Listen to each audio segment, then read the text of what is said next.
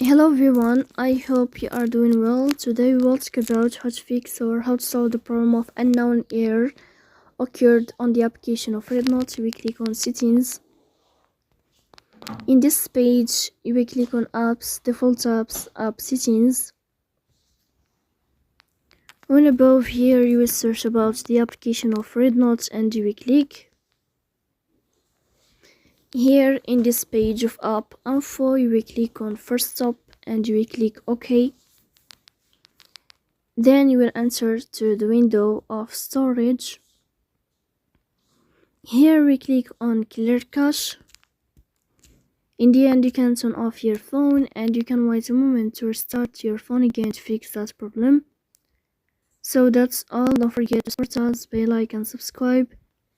See you next time in another video, and thank you for your watching and your attention.